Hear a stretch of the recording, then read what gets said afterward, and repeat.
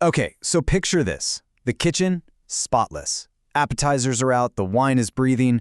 I mean, I had everything completely under control for my dinner party. Or so I thought. And then, in an instant, it all went completely sideways, kicking off what would be the most intense 15 minutes of my entire culinary life. It all started with a smell. You know the one. That nasty, acrid scent of burning. My heart just sank. I threw open the oven door, and there it was. My beautiful centerpiece thigh roast chicken was a black, smoking hockey puck. I mean, it was an absolute, unmitigated disaster, the kind you read about. And then, of course, I glanced at the clock. 15 minutes. That's it. We had exactly 15 minutes until our first guest, David, and his brand new, super impressive date, by the way, were going to walk right through that door. Oh yeah, the panic was very real. So let's just call this what it was. A full-blown dinner party disaster. That main course I'd poured my afternoon into? Yeah, totally inedible. It was every chef's worst nightmare, and it was happening to me right now. I looked over at my sous chefs for the night, my good friends Helen and Matt, and they were just frozen, staring at the oven like they'd seen a ghost.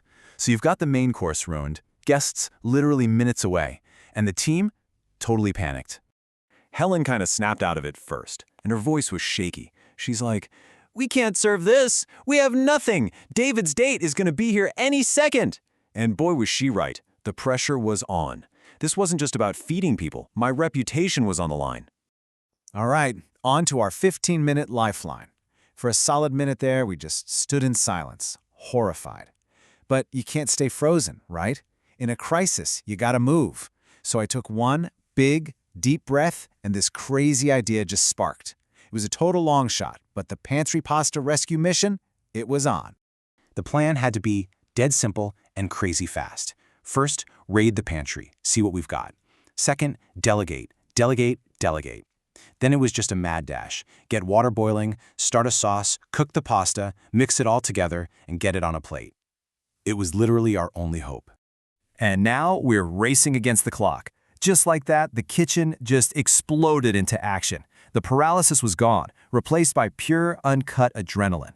Every single second counted. This was the difference between pulling it off and complete, total humiliation. My voice just cut through the noise. No time to be nice. Matt, largest pot you can find. Water on to boil now. And he didn't even blink, just spun around and did it. That was the first domino we had to push, and it had to fall fast. And listen, we didn't just need boiling water. We needed a rolling boil. You know, big, angry bubbles. This is so important. If you drop pasta into water that's just kind of simmering, it gets all gummy and gross. For that perfect al dente bite, especially when you have zero time, a furious boil is the only way to go. So while Matt's on water duty, I turn to Helen. Her knife skills are insane. Helen, garlic and shallots. Mince them as fine as you can get them and as fast as you can. This was going to be the heart of our sauce, that aromatic base. It was all about speed and precision. And let's be clear about what mince really means. It's not just chopping. Chopping gets you little chunks. Mincing is when you cut it into tiny, irregular, almost paste-like pieces. Why does it matter? Because it releases way more of those flavorful oils. It's the ultimate flavor shortcut when you're building a sauce in like 10 minutes. The whole kitchen was just a blur of motion. I risked a look at the clock. 12 minutes left. Matt yells, "Water's boiling!" and in goes the pasta. A few minutes later, 8 minutes to go, Helen's done, and I've got the aromatics sizzling in a hot pan. With just 4 minutes left on the clock, our crazy thrown-together sauce is actually simmering. I couldn't believe it. We were somehow impossibly gonna make it. I'm at the stove, shaking the pan like a madwoman. I shout over the chaos, "I'm gonna saute this till it's fragrant, then hit it with a splash of white wine to deglaze." And oh my God, that smell of toasting garlic, it was a million times better than burnt chicken, let me tell you. And this is a really important little technique here. We're sautéing, not searing. Searing is what you do to a steak, get that dark brown crust. Sautéing is faster, it's more delicate. You're just quickly cooking little pieces in fat to release their flavor without burning them. It's the perfect move for building flavor in a massive hurry. Pasta's almost there. Pasta water. I yell at Matt, get a ladle full into the sauce. We got to emulsify it. This right here is the magic trick. It's the secret weapon that turns a basic pan sauce into something silky and amazing. Seriously, never, ever dump all your pasta water down the drain. It's liquid gold. So, what the heck is emulsifying? Think about a basic salad dressing, right? The oil and vinegar always want to separate. To emulsify means you're forcing them to mix together into one smooth thing. In our sauce, the starch from the pasta water is the magic ingredient. It grabs the oil and the water and binds them together into this creamy sauce that actually sticks to the pasta instead of pooling at the bottom of the bowl. It's pure kitchen science, and it's awesome. Okay, so from total panic to a finished plate. The pasta's drained, tossed into that beautiful sauce with a knob of butter and a ton of Parmesan. It looked glossy, it smelled incredible, and it was ready.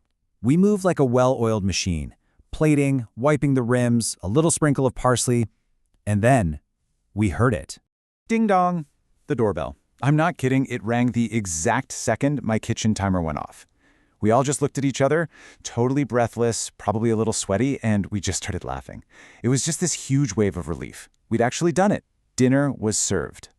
So what can you take away from my little meltdown? Think of this as your own kitchen crisis kit. First and most important, breathe before you pivot. Panicking just fogs up your brain. Second, know what's in your pantry. It's your arsenal. Good pasta, canned tomatoes, garlic, onions. Have them ready. Third, master one, just one, killer 15-minute meal you could make in your sleep. If you're cooking with people, you have to communicate and delegate. You're not a superhero. And finally, and this is a big one, embrace good enough over perfect. No, the pasta wasn't the fancy chicken I planned, but you know what?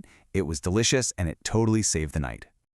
Looking back, that night wasn't really a disaster. It was a lesson. A really stressful lesson, but a lesson nonetheless. It just proved that if you keep a cool head and know a few basic moves, you can turn a complete catastrophe into a major win. So I'll leave you with this. The next time disaster strikes your kitchen, what's your 15-minute rescue gonna be?